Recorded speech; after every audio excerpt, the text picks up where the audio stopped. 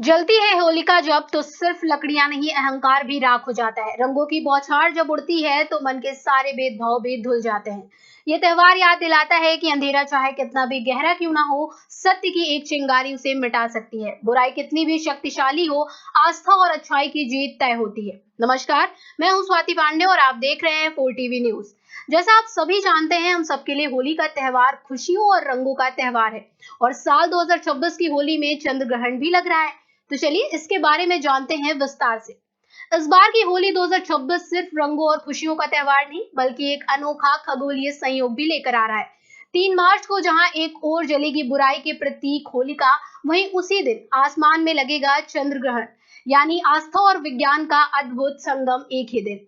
ऐसे में लोगों के मन में कई सवाल भी हैं। चंद्र ग्रहण कब शुरू होगा, सूतक काल कब से लगेगा, क्या इसका असर होली पर पड़ेगा और हमें कौन कौन से उपाय करने चाहिए ताकि किसी भी प्रकार का अशुभ प्रभाव ना पड़ सके।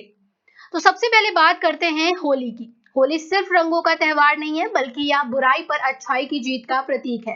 होलिका दहन की कथा हम सभी जानते हैं। भक्त प्रहलाद की भक्ति और भगवान विष्णु की कृपा से होलिका का दहन हुआ और सत्य की जीत हुई। इसी खुशी में हर साल फागुन पूर्णिमा की रात होलिका दहन किया जाता है और अगले दिन रंगों वाली होली खेली जाती है।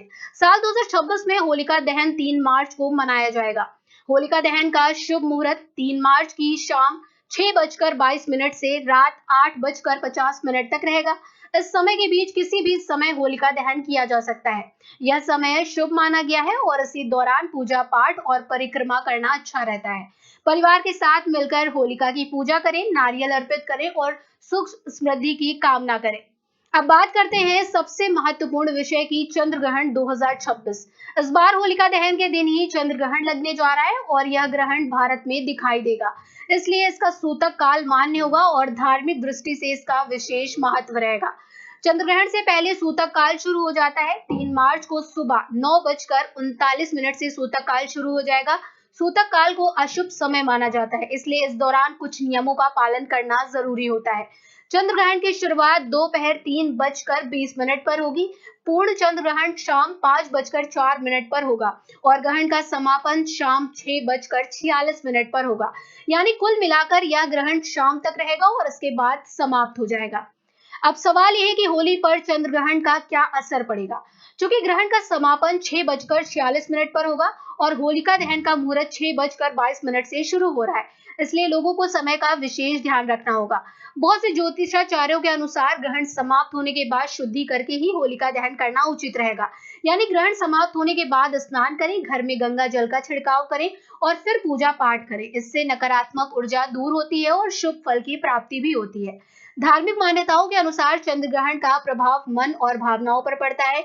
क्योंकि चंद्रमा मन का कारक माना जाता है, इसलिए ग्रहण के समय मानसिक अस्थिरता, बेचैनी या नकारात्मक विचार आ सकते हैं, लेकिन घबराने की जरूरत नहीं है। सही उपाय करने से इन प्रभावों को कम भी किया जा सकता है। अब जानते हैं चंद्र ग्रहण के दौरान क्या क्या सावधानियां रखनी चाहिए। ग्रहण काल में देवी देवताओं की मूर्तियों को स्पर्श नहीं करना चाहिए। मंदिर के पट बंद रखे जाते हैं। इस दौरान मन ही मन भगवान का नाम लेना चाहिए और चंद्र देव के मंत्रों का जाप करना लाभकारी माना जाता है। ओम चंद्राय नमः मंत्र का जाप करने से मानसिक शांति मिलती है और चंद्र दोष शांत होता है।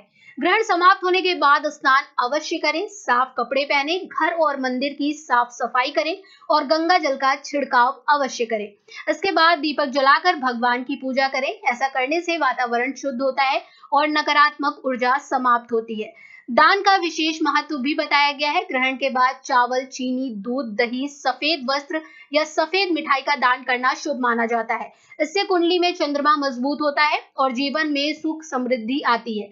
गरीब और जरूरतमंद लोगों की मदद करना सबसे बड़ा पुण्य माना गया है। अब बात करते हैं गर्भवती महिलाओं के लिए सावधानियों की। सूतक और ग्रहण काल के दौरान गर्भवती महिलाओं को घर से बाहर निकलने से बचना चाहिए। धारदार वस्तुएं जैसे चाकू, कैंची या सुई का प्रयोग नहीं करना चाहिए। ऐसा धार्मिक मान्यता के आधार पर कहा जाता है ताकि किसी प्रकार की नकारात्मक ऊर्जा का प्रभाव ना पड़े। साथ ही ग्रहण के समय भोजन का सेवन नहीं करना चाहिए। पहले से बने भोजन में तुलसी के पत्ते डाल देने से वह शुद्ध माना जाता है। कई लोग ये भी पूछते हैं कि क्या ग्रहण के कारण होली नहीं मनानी चाहिए। इसका उत्तर है होली जरूर मनाएं, लेकिन नियमों का पालन करते हुए। ग्रहण समाप्त होने के बाद शुद्धि करके होलिका दहन करें और अगले दिन धुलेंडी पर रंगों के साथ खुशी से त्योहार मनाएं। होली प्रेम और भाईचारे का पर्व है, इसे सकारात्मक ऊर्जा के साथ मनाएं। इसके साथ ही याद रखिए कि ग्रहण एक खगोलीय घटना है, लेकिन हमारे शास्त्रों में इसका धार्मिक महत्व भी बताया गया है। इसलिए डरने की कोई जरूरत नहीं है, बस सावधानी और श्रद्धा के साथ नियमों का पालन करें। भगवान का नाम लें, सकारात्मक सोच रखें और जरूरतमंदों की मदद करें। यही सबसे बड़ा उपाय है। अंत में एक बार फिर समय जान लीजिए। सूतक काल सुबह 9:39 से शुरू होगा। चंद्र ग्रहण दोपहर 3:20 पर शुरू होगा। पूर्ण ग्रहण शाम 5:04 पर और समाप्ति शाम 6:46 पर होगी। होलिका दहन का शुभ मुहूर्त शाम 6:22 से रात 8:50 तक है। इसलिए ग्रहण समाप्त होने के बाद स्नान और शुद्धि करके होलिका दहन करना अधिक शुभ रहेगा। इसी के साथ आप सभी को आने वाली होली की हार्दिक शुभकामनाएं। खुश रहें, सुरक्षित रहें और सकारात्मक ऊर्जा के साथ जीवन में आगे बढ़ते रहें।